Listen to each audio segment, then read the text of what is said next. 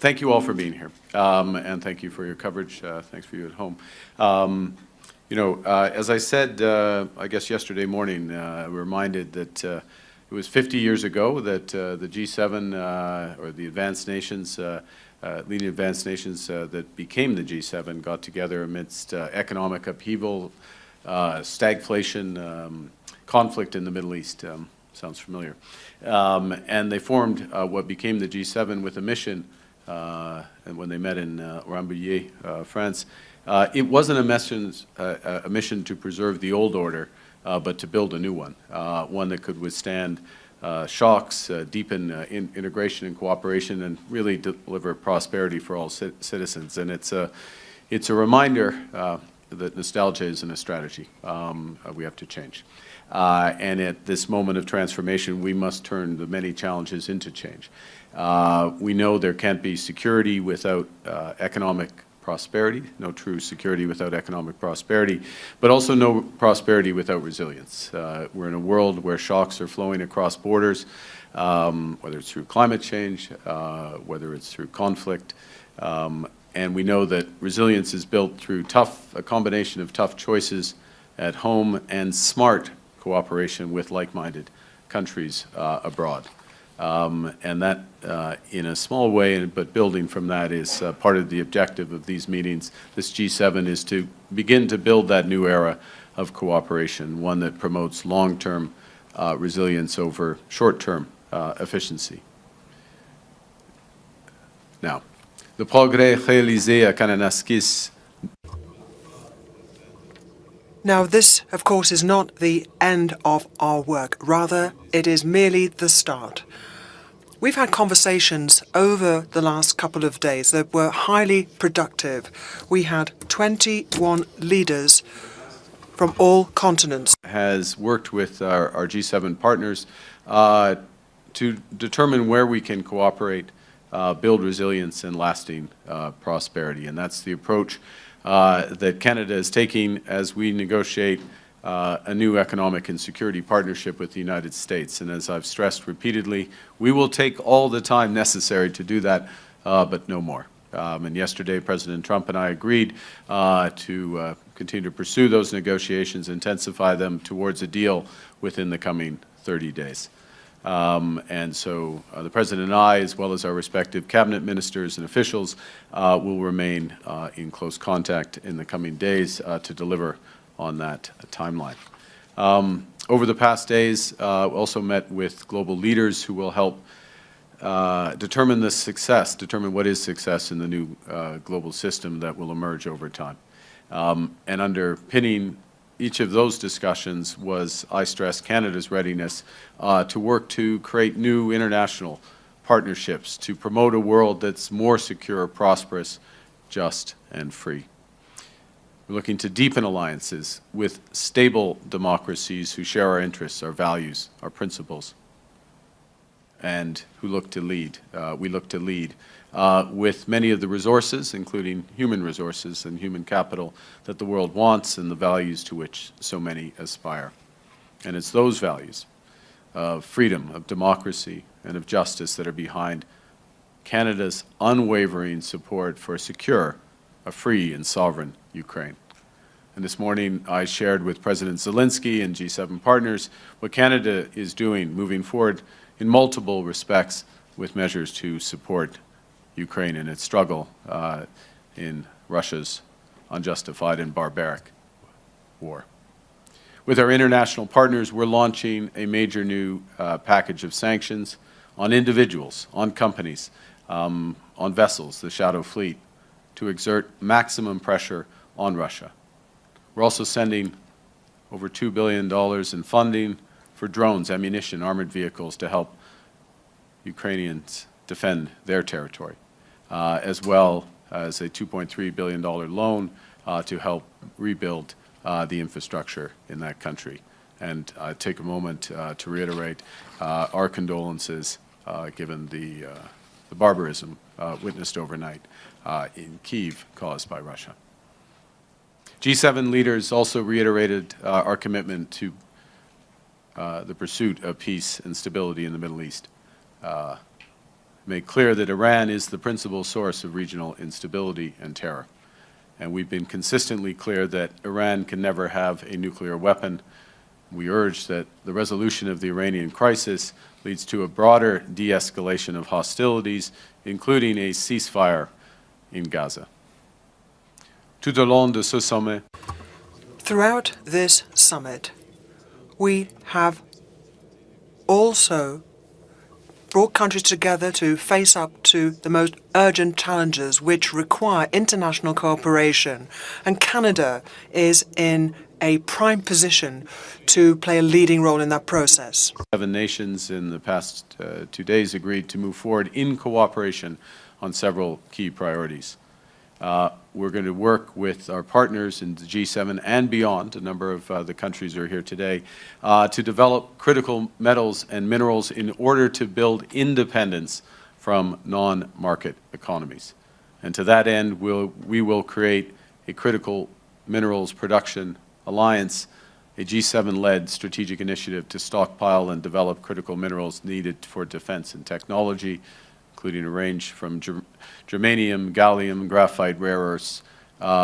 We also struck several agreements, accords from the aforementioned critical mineral supply chains to adapting, powering, and sharing artificial intelligence, to collaborating on quantum technologies, to preventing, fighting, and recovering from wildfires, something we feel intensely, obviously, here in the prairies, tackling foreign interference and transnational repression, countering migrant smuggling by dismantling transnational organized crime. Next week, we will shift from addressing threats to economic security to addressing threats and addressing issues with respect to global defense and security at the NATO summit and at the Canada-EU summit. We recognize that our leadership will be defined not just by the strength of our values, but the value of our strength. And with that, why don't I take the opportunity to, again, thank you all and open it up for questions. Merci beaucoup. Je suis prêt à votre... Thank you very much. Happy to take your questions. So we'll now make a start on the press conference. Will be as follows: 1 question, 1 follow-up. Format sera... Excuse-moi, juste une question. Le format sera... Just a question. So there'll be 1 question per journalist. Bonjour, Monsieur Carney. Fanny Olivier de Fanny Ali from Radio Canada. What was the problem with the U.S. position? What was it that prevented you signing a joint declaration on Ukraine? Prime Minister, there was no problem at all.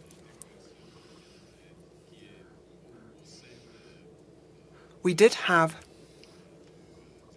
a declaration from the President of the G7. It does exist.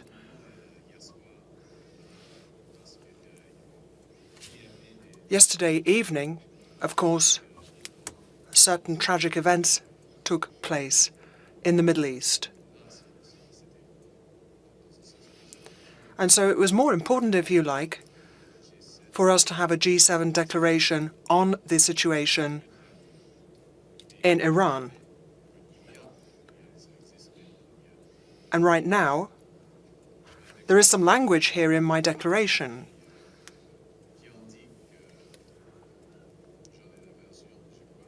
I think I have the French version here.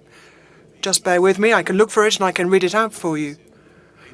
Well, not apparently in the US, Mr. Carney. Leaders expressed support for his efforts. So this is a G7 declaration. We all agree with that declaration. That is the case. Good afternoon, Mr. Carney. Mr. Trump's departure from the summit, what did that change in terms of the summit? And what does that say about the summit? The fact that Mr. Trump would rather go and manage this crisis in the Middle East in the Situation Room rather than here with his partners? Mr. Carney, it's difficult. It's difficult to manage a military crisis. It's rather exceptional, of course. We're here in Kananaskis in Alberta. But in that situation, It's a serious situation. It's a military situation. And it's also a very fluid and volatile situation. And that was Mr. Trump's opinion. Mr. Trump felt that it was better for him to be in Washington, and I can understand that. I totally understand the decision that he took.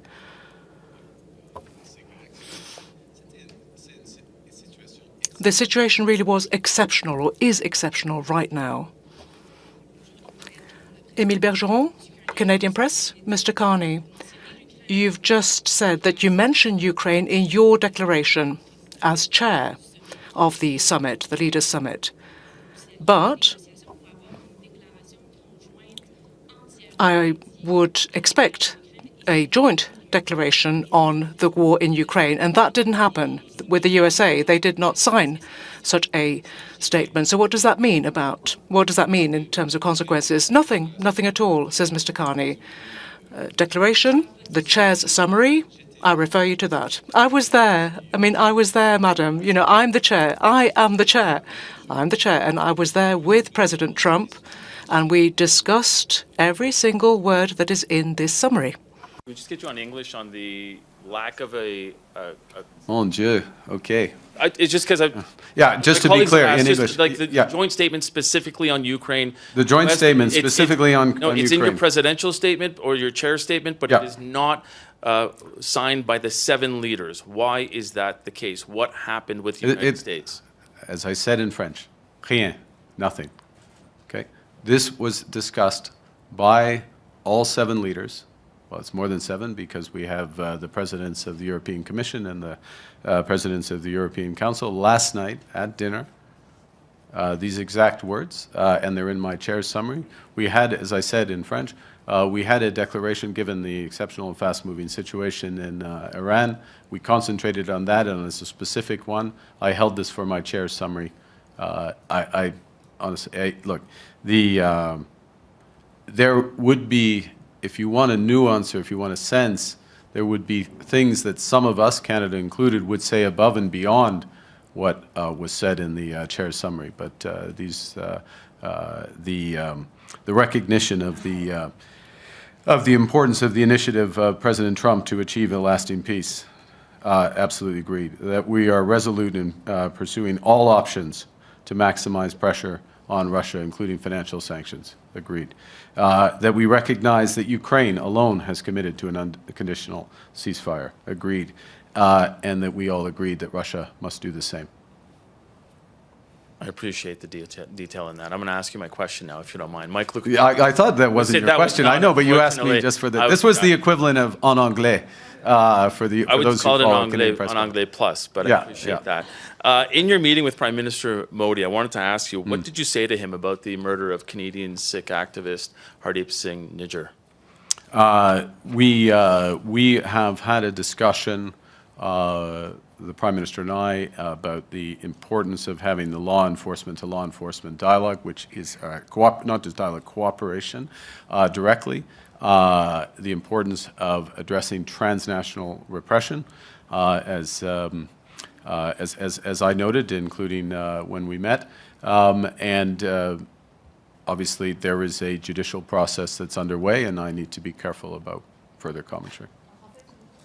En français, nous avons eu une discussion en ce qui concerne la coopération qui continue de l'enforcement de la loi, la lutte contre la répression transnationale. Il y a un processus de loi qui se déroule maintenant et je dois être gardé avec mes mots sur cela. I just want to be clear, though. Yes or no, did you bring up the murder? I refer to my previous answer. Hi, Mr. Carney. JP Tasker from CBC News. How are you? I'm great. Okay, good. Thank you, JP. President, How are you, JP? I'm just fine. That's good. Couldn't be better, really. Yeah. President Trump says... that was your question. No, not so fast. President Trump says tariffs are simple and what you're proposing to resolve the trade dispute is complex. What's he talking about? What have you pitched that's complex? Complexity is in the eye of the beholder sometimes. Look, we have mutual interests in security, border security, and military security, and in commercial prosperity, and we have a variety of paths of those discussions. The Government of Canada is going to agree only to those things that are fundamentally in the interest of Canada. In many cases, there's alignment with the United States, but not all. And the discussions are continuing. They're productive discussions, but they have more to go. And as I say, they'll take all the time that's necessary, but no more. Thank you. Good evening, Prime Minister Carney. Justin Ling, freelance. I'm wondering if you can comment about whether or not President Trump and the American delegation pushed to water down language around the Ukrainian joint declaration, the joint declaration on Ukraine. And on top of that, I'm wondering what you make of his comments suggesting that it was personally offensive to Vladimir Putin to kick him out of the G7 after the invasion of Crimea.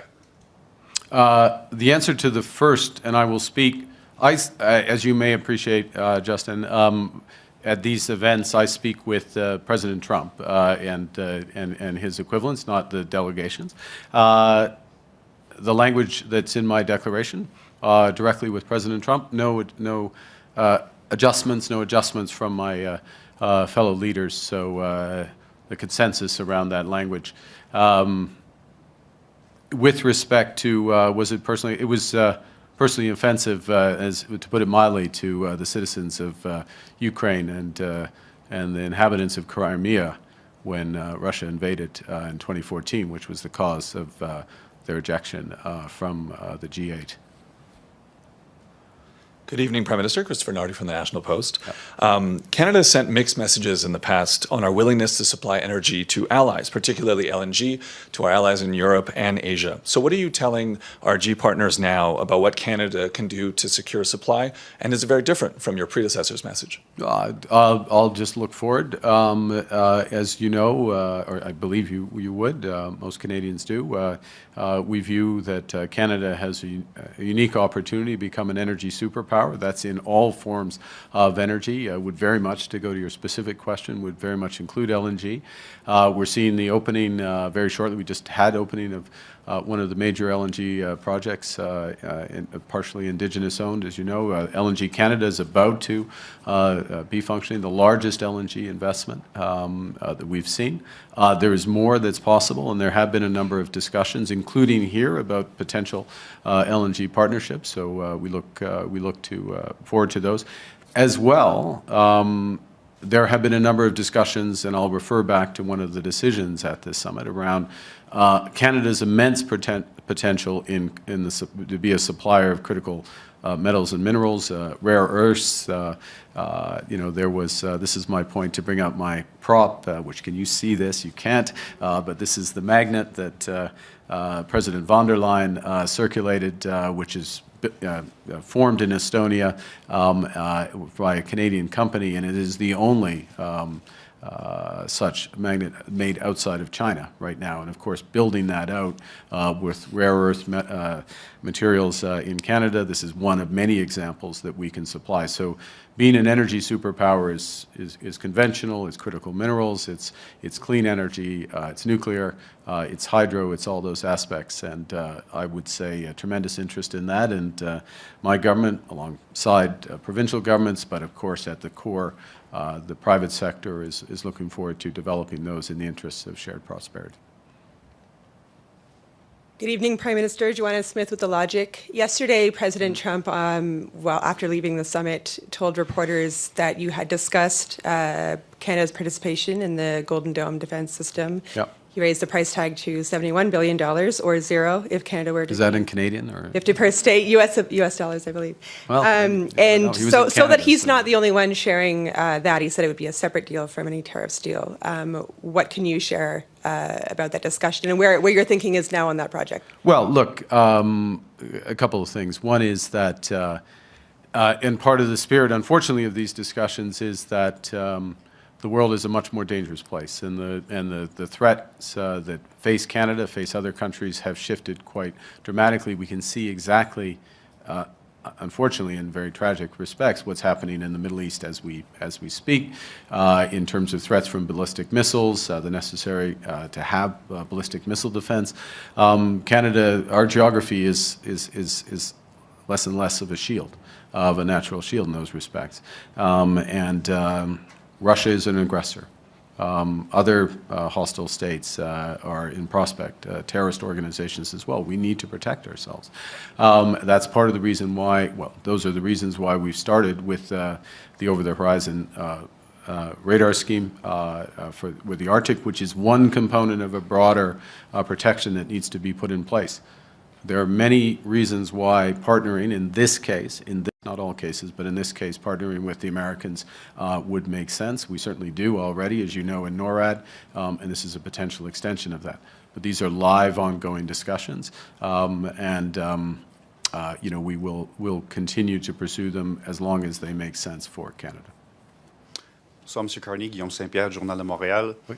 Est-ce que M. Trump est revenu encore une fois sur son fantasme là, du 51e État dans vos conversations privées avec lui? Et si oui, qu'est-ce que ça dit sur l'état des négociations et sur le respect? Vous avez beaucoup parlé de respect la dernière semaine et du respect qu'il voue au Canada et à vous-même.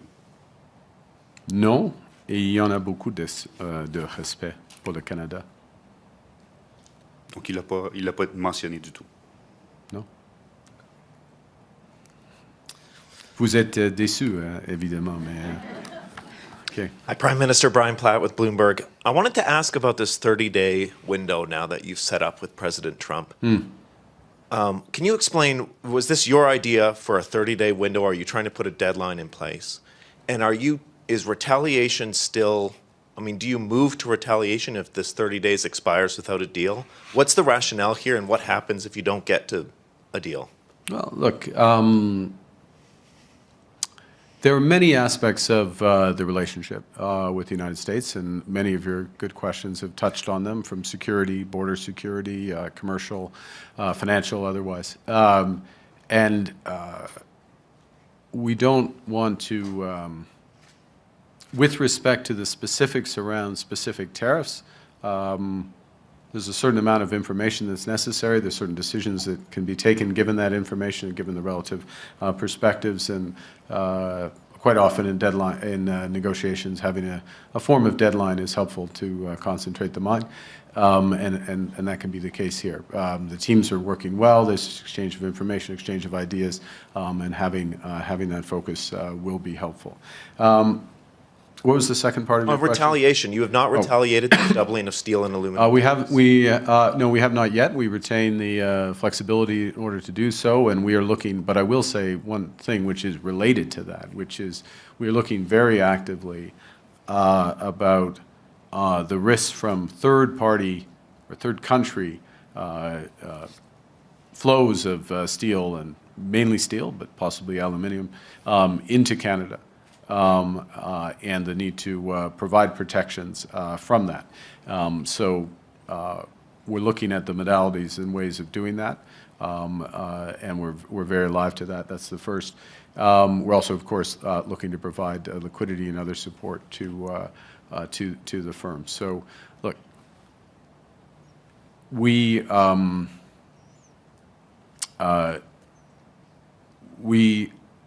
have consistently responded in the best interest of the Canadian industry and Canadian workers when there have been these illegal and unjustified tariffs put in place. We do so in a way tailored to each situation. We have multiple tools with which we can respond, and some of those, as this evolves, relate as much to other countries' potential dumping of steel, excess steel into Canada as it does the U.S. So we're looking to calibrate appropriately, but we'll do what's necessary, and in short term. And I wouldn't necessarily look to a 30-day window to in that response.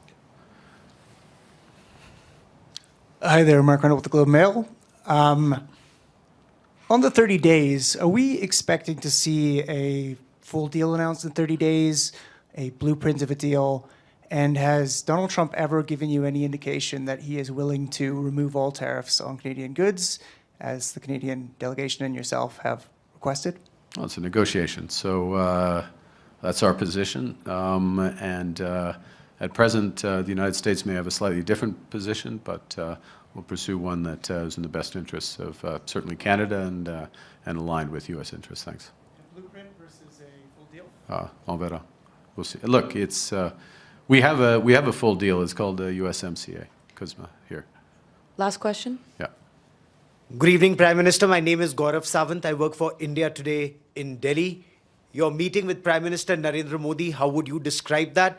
And what are concrete steps that you and the Prime Minister of India discussed to take this relationship forward, that it reaches its true potential, sir?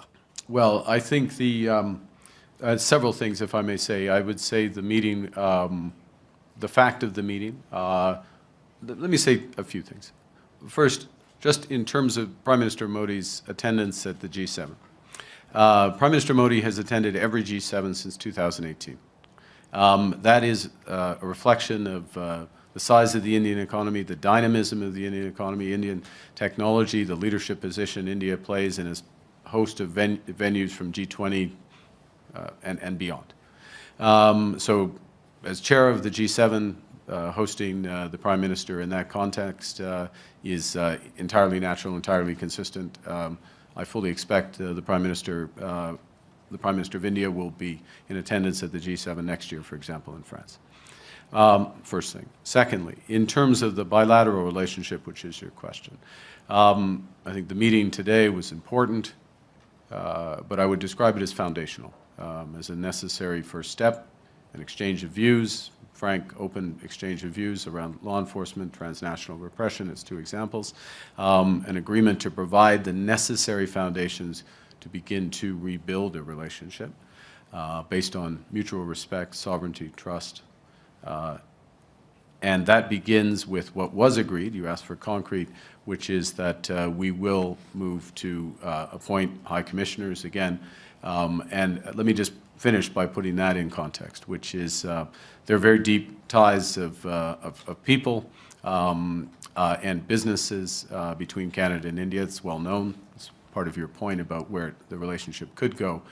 And they are not served at present by consular services, in effect, certainly by high commissioners. And it's necessary to have that level of service as a basis on which to build out, again, in the context of respect for sovereignty, and to begin to realize the potential of the relationship, and we will, we're both committed to work towards that. But there's a lot of work that will need to be done.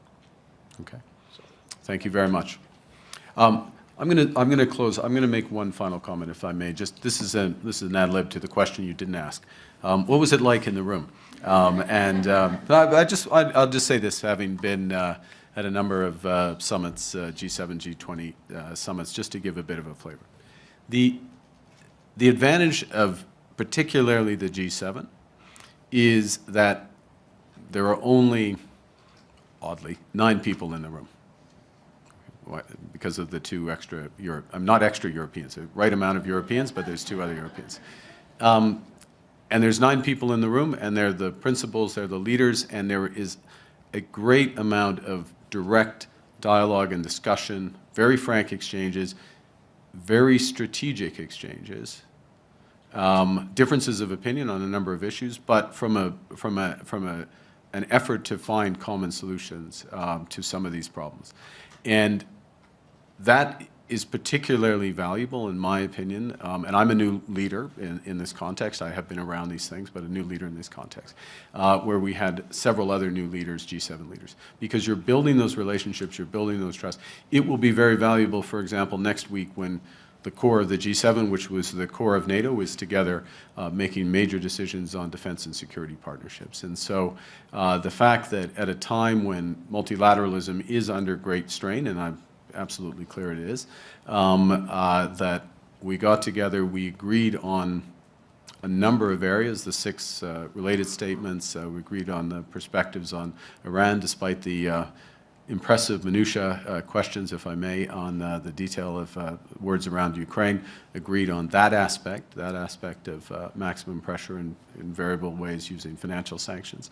That's important and that's valuable. And so I want to just give you a bit of that flavor. And last thing, I want to pay tribute to our Sherpa, Cindy, for leading this great effort under challenging circumstances in terms of global events and just the nature of bringing it all together. And so now it's probably about 6:30. So I'm hoping when I walk off the stage, the oil is up by 1. At least no. Okay, just keep me in the zone for a minute. Down by 1. Wow. Okay. Well. Okay, well, it's a long game. We're going to go to OT. Okay, thank you very much. Thanks for indulging my little soliloquy at the end. Merci beaucoup.